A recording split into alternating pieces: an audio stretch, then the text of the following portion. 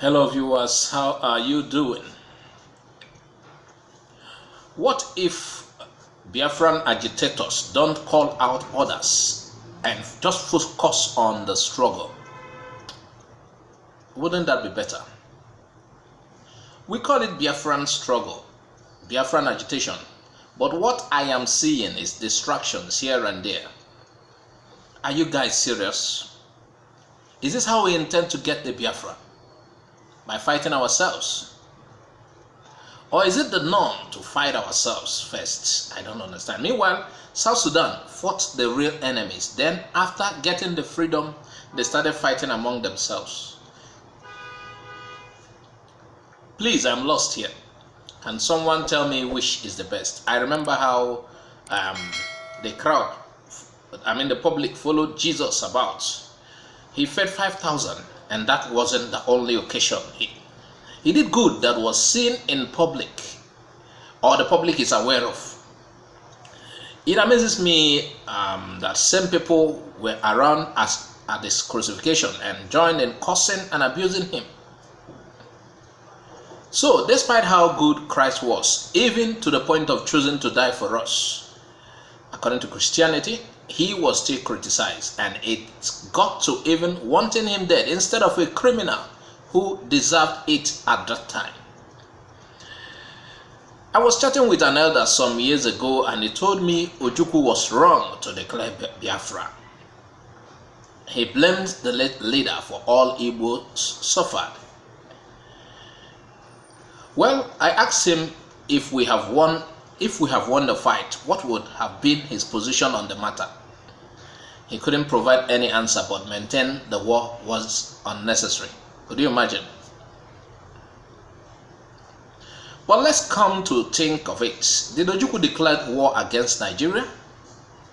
The answer is no. History students are aware of this.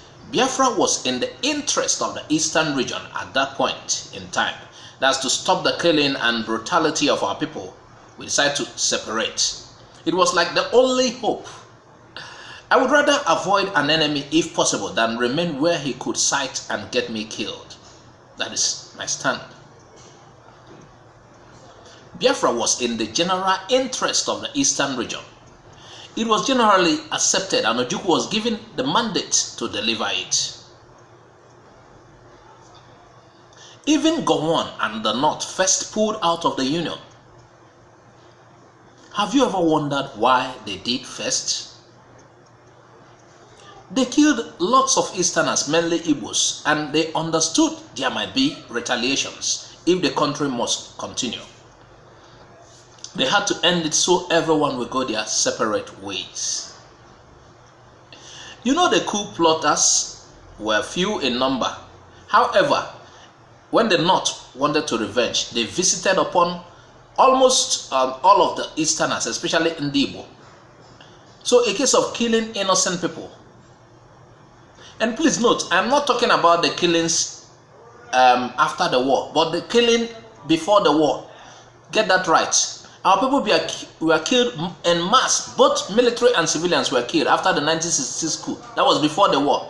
There were attempts at Ojukwu's life. Agi Ironsi was killed. Lots of Igbo officers lost their lives.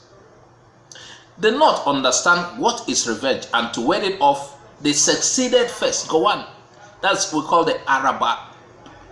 But Britain told them they have a lot to lose. And that would have been our easiest Biafra, but Britain refused. Eastern elders asked Ojukwu to declare Biafra. Britain again agreed to back Nigeria to stop us. So that was what triggered the war.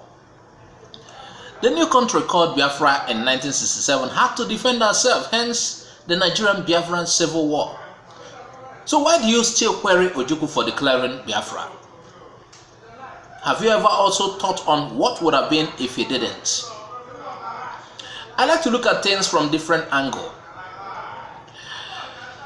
It is also possible it could have been worse if Biafra never succeeded. Yes, maybe it would have been wiped out. We don't know. Even before the secession, we are constantly being killed. I know human beings and their way of reasoning. Lots of people will still find reason to blame Ojukwu. Well, you will not have to blame him for declaring Biafra, maybe for mistakes during the war. So, even those crucifying Christ were among those Christ fed. So, people will still blame and murmur against. If they blamed Christ, what of a common man? Now, the reason for the agitation is that Nigeria is not fair to Ndi Igbo. If we have a fair share of everything in Nigeria, I don't think anybody will want to agitate. I'm saying this because of people who foolishly say there is no need for us to agitate for Biafra. They are wrong. The other day, I tuned to a broadcast of one Ijele speaks on Facebook. I listened to the child's play in form of a show. I wonder why we must sound foolish because of our hatred for someone. If you have a personal grudge with Nnamdi Kanu, then you go to him or you talk to him directly, not to attack the entire Biafran freedom move. Can you imagine? Imagine some guys, Igbo guys, called into the program saying Biafra won't come. It amazed me. Are these guys fools? I was amazed at their stupidity. Okay, because you have a problem with Nnamdi Kanu, you run down the whole Biafran struggle. You say Biafra cannot come. What do you mean? Because you have a problem with Nnamdi Kanu. Is Nnamdi Kanu Biafra? Nnamdi Kanu is one man. Yes, he is at the forefront of the struggle too, being the leader of IPOB. But he is not Biafra itself.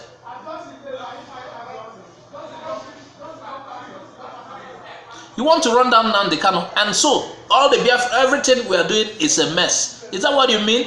Are you serious? You want to tell me that something your fathers died for is stupid, is a silly thing? You want to make a fool of them, all who died because of this war? Okay, you think what they did was foolishness. I'm sure that there's no family in the East that did not lose somebody. And you want to tell me they are stupid? Are you serious? Are you with your senses at all? If you have a personal grudge to settle, yes, direct it to him, not to the entire Biafra struggle. Okay, or you think you pull him down, you have pulled the Biafran struggle. Biafra is a spirit. And there is a reason for the agitation. As we see things in Nigeria, is not normal. The Igbos are constantly being marginalized. So I don't know why people will say Biafra struggle is a waste of time. Igbo people call in to a program and say such. It sounds to me somehow.